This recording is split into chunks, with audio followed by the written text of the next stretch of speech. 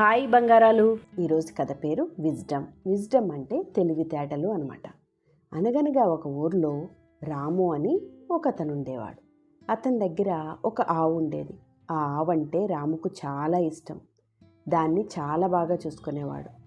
ఆవేమో రాముకి పొలం పనుల్లో చాలా హెల్ప్ చేసేది. ఒకరోజు రాము ఆవును తీసుకొని ఫారెస్ట్కి వెళ్ళాడు. ఎందుకంటే అది అక్కడ గడ్డి తింటుందని. ఆ టైంలో రాము చక్కగా పండుకున్నాడు.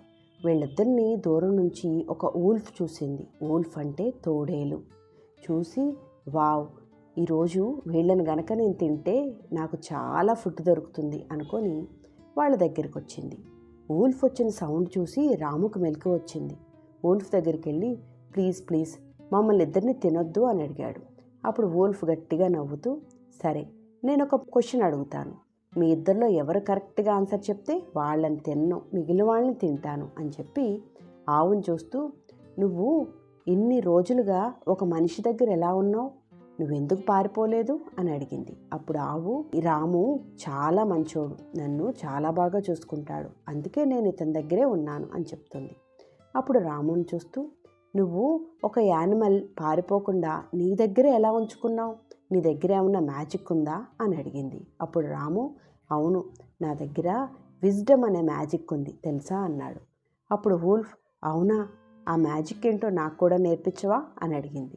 అప్పుడు రాము అయితే ఉండు, నేను వెళ్ళి విజ్డమ్ని తీసుకొని వస్తాను, నువ్వు అప్పుడు దాకా ఇక్కడే ఉండు, కానీ నేను వెళ్ళొచ్చేలోపు నువ్వు నా ఆవును తినేస్తావు కదా, అందుకే నేను నిన్ను ఈ చెట్టుకి కట్టేసి వెళ్తాను అని చెప్పి వూల్ఫ్ని ఒక చెట్టుకి కట్టేసి రాము వెళ్ళాడు.